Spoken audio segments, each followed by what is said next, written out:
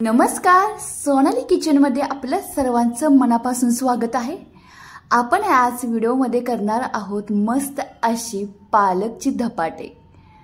दरवेळेला आपण तयार करतो काकडीची, दुधी भोपळ्याची किंवा आपलं साधं सिंपल असं तयार करतो जे श्रावण महिन्यामध्ये। तशाच पद्धतीने फक्त त्यामध्ये घालणार आहोत पालक, पण खूप छान टेस्टी लागतं बरं का हे पालकचे धपाटे। जितकी टेस्टी आहे ना तितकंच पौष्टिक सुद्धा आहे। तर हे धपाटे खाण्यासाठी मी तयार केला आहे खरडा आणि दही। धपाटं दह्याबरोबर खूपच छान लागतं आणि थोडंसं झणझणीत लागण्यासाठी त्याच्याबरोबर घेतला आहे खरडा। तर हे धपाटं बनवलं होतं कसं, इथं घेतलं आहे एक गड्डी पालकची। बाजारामध्ये सहजरित्या मिळणारी ही भाजी आहे आणि पालक ज्या शरीराला खूप फायदेशीर सुद्धा आहे। स्वच्छ निवडून चिरून घेतली आहे। इथं भरपूर असा लसूण, मिरच्या घेतल्या आहेत भरपूर आणि आल्याचा तुकडा। तर आपलं मिरच्या आहे त्या तिखटानुसार तुमच्या आवडीनुसार इथं मिरच्याचा वापर करायचा। पिठाचं माप बघा तुम्हाला सांगते। गव्हाचं पीठ घेतलं आहे 1.5 वाटी, ज्वारीचं पीठ 1.5 वाटी, बेसन पीठ घेतलं आहे अर्धी वाटीपेक्षा थोडंसं जास्त आणि हे धपाटे कुरकुरीत होण्यासाठी इथं कॉर्नफ्लावरचं पीठ घेतलं आहे। जिरं घातलं 1 चमचा, हळद घातली आहे 1 चमचा, चवीपुरतं मीठ, कसुरी मेथी, तीळ घातला आहे 2 चमचा आणि हे आहे ओवा। धपाटं म्हणलं की ओवा हा लागतोच, त्यामुळे खमंग हे धपाटं लागतं आणि हाताच्या साहाय्यानं खसखस करायचं। हिंग पावडर घातली आहे अर्धा चमचा आणि कढीपत्ता कट करून घातला आहे, त्यामुळे कढीपत्त्यानं छान असं हे धपाटं लागतं। कोथिंबीर घालायची भरपूर, कोथिंबीरची टंचाई असल्यामुळे तर थोडीच घातली आहे। तुमच्याकडे भरपूर असेल तर ह्यात कोथिंबीरचा वापर जास्त केला तरी चालतो। छोटी गड्डी आता 35 रुपयाला मिळत आहे। आता भाज्याच्या पेंड्या थोडा स्वस्त वाटतील आणि कोथिंबीरची पेंडी आहे ती महाग झाली आहे। तर आहे मिरची सुद्धा भरपूर घातली आहे। आपण कसं महाराष्ट्रीयन लोक आहोत आणि मराठी लोकांना तिखट आणि झणझणीत खायला खूप आवडतं आणि त्यातल्या त्यात धपाटं म्हणलं तर विशेष वेगळा असतो। तर धपाटं कधीही खावा, खूप छान टेस्टीच लागतं। विशेष म्हणजे आजारी पडला की त्यावेळेला तुम्हाला धपाटंच खावं वाटणार। तर हे मिरची आणि लसूणची पेस्ट घालून हे सगळं मिश्रण आहे ना हाताच्या साहाय्यानं सगळं मिक्स करून घ्यायचं। ही आहे आपली पालकची विशेष अशी धपाटी। तर ह्यामध्ये घालायचं अगदी थोडं थोडं करून पाणी वापरायचं। तर आपण आलं लसूण पेस्ट घातल्यानंतर मिक्स केलं की लगेचच हे मळायला घ्यायचं।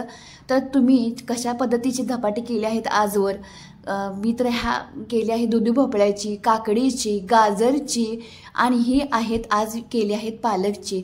तर जरा वेगळं आपण प्रकार करायचेच, कारण की काहीतरी दरवेळेला आपण सिंपल करतोच, पण काहीतरी वस्तू नवीन घातले की तिची टेस्टसुद्धा बदलते आणि पोटामध्ये तो पदार्थसुद्धा जातो। आणि मुलांना विशेष सांगतो, पालकची भाजी खायला घालायची असेल तर ह्या पद्धतीनं नक्कीच घाला। आणि धपाटं म्हणलं की सगळीच आवडीनं खातात आणि मग विशेष म्हणजे माझा मुलगा आहे तो 5 वर्षाचा, तर त्यानं खूप आवडीनं हा धपाटे खातो। फुग्याचे असू दे तर असे काहीतरी पदार्थ असतील तर आपले जुने धपाटं, फुग्याचं धपाटं, घारी असे पदार्थ माझ्या मुलांना खूप आवडतात।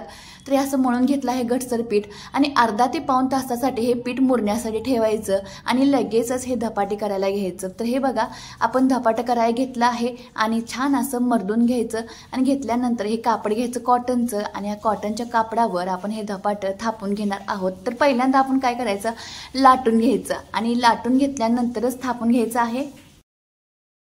अजूनही खेडेगावामध्ये आपल्या हाताने स्थापन केली जातात बिन लाटता। तर आता थोडीशी फॅशन निघाली आहे, आपण पहिल्यांदा लाटण्याच्या साहाय्याने लाटून घेतो।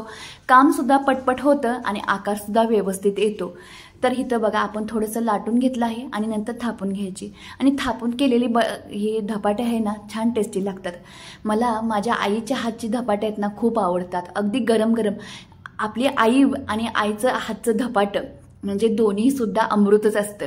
तर कुठली गोष्ट आपल्या आयती खायची असेल आणि चवीची खायची असेल तर आईच्या हातचं कधी पण खावा, खूप छान टेस्टी लागतं। तर हे बघा तव्याला चांगला गरम करून घ्यायचा, त्यावर तेल सोडायचं आणि नंतर हे आपण धपाटे टाकून घ्यायचं कापडाच्या साहाय्यानं आणि थोडेसे असं होल पाडून घ्यायचे। म्हणजे ही पद्धतच आहे आणि ह्यामुळे ह्या धपाट्याला खूप छान टेस्ट येते।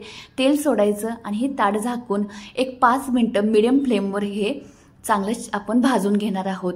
तर थालीपीठ असेल तर दोन्ही बाजूने हे भाजलं गेलं जातं आणि धपाटा आहे ते खालच्या साईडनेच फक्त भाजायचं। पहिली थोडी आहे ती खाली चिटकली जाते, नंतरचे धपाटे आहे ते छान होतात। तर तुम्हाला सांगते की कॉर्नफ्लॉवरचं पीठ घातलं की हे धपाटं पातळ होतं आणि विशेष म्हणजे कुरकुरीत होतं। तुमच्या घरामध्ये धपाट्याचं पीठ नसेल तर ह्याच पद्धतीने पीठ वापरा, धपाटं खूप छान टेस्टी होणार।